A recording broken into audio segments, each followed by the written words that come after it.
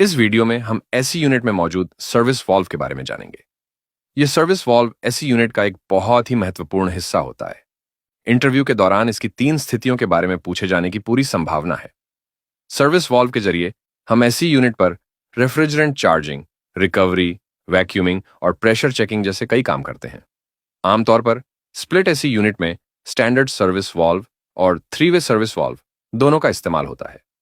Discharge line से जुड़े standard service valve में 2 पोर्ट होते हैं। ये पोर्ट आउटडोर और इंडोर दोनों यूनिट से जुड़ते हैं। सक्शन लाइन से जुड़े 3-वे सर्विस वाल्व में 3 पोर्ट होते हैं। एक पोर्ट आउटडोर यूनिट से, दूसरा इंडोर यूनिट से और तीसरे पोर्ट का इस्तेमाल गेज या अन्य सर्विस उपकरण को जोड़ने के लिए किया जाता है। सर्विस वाल्व 3 स्थितियों में हो सकता है: आगे की ओर, पीछे की ओर और बीच में। सर्विस वाल्व में एक स्टेम होता है जिसे षटकोणीय कुंजी का उपयोग करके खोला या बंद किया जा सकता है। वह स्थिति जहां यह स्टेम पूरी तरह से बंद होता है उसे फ्रंट सीटेड स्थिति कहते हैं। जब वाल्व इस तरह से बंद होता है तो स्टेम बाहरी इकाई के पोर्ट को पूरी तरह से बंद कर देता है। इस स्थिति में केवल इंडोर यूनिट का पोर्ट और गेज को जोड़ने वाला पोर्ट ही खुला रहता है। फ्रंट सीटेड स्थिति का उपयोग आउटडोर यूनिट को अलग करने, केवल इंडोर यूनिट से रेफ्रिजरेंट प्राप्त करने, इंडोर यूनिट को वैक्यूम करने और किसी अन्य स्थान पर ले जाते समय आउटडोर यूनिट में रेफ्रिजरेंट को पंप करने के लिए किया जाता है। वह स्थिति जहां स्टेम पूरी तरह से खुला होता है बैक सीटेड स्थिति कहलाती है। पहले इस्तेमाल किए जाने वाले सर्विस वाल्वों में जब स्टेम बैक सीटेड स्थिति में होता था तो इंडोर और आउटडोर पोर्ट खुले होते थे और गेज को जोड़ने वाला सर्विस पोर्ट पूरी तरह से बंद होता था।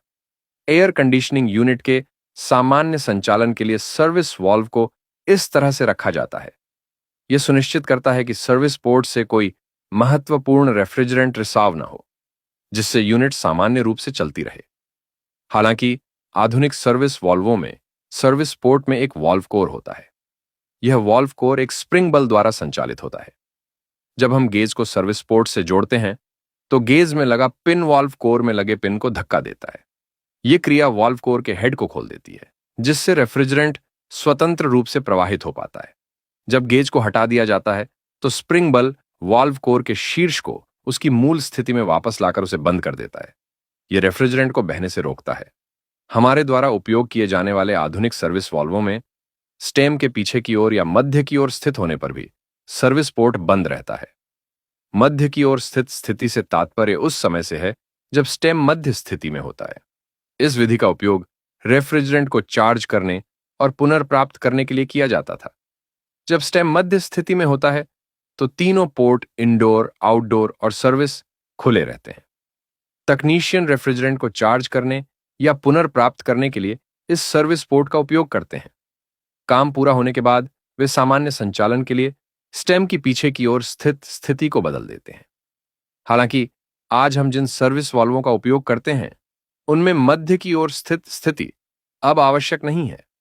एक मानक सर्विस वाल्व में आमतौर पर 2 स्थितियां होती हैं: इकाइयां आगे की ओर स्थित और पीछे की ओर स्थित। पीछे की ओर स्थित स्थिति एक ऐसी इकाई के लिए सामान्य संचालन स्थिति है।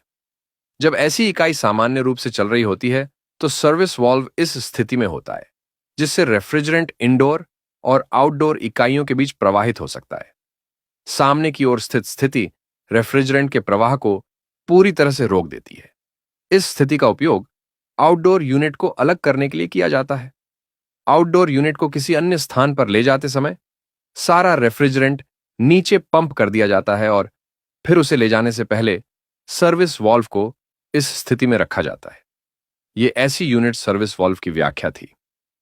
अगर आपको यह वीडियो मददगार लगा हो तो कृपया इसे लाइक करें और इसे उन सभी के साथ शेयर करें जिन्हें यह उपयोगी लगे। हमारे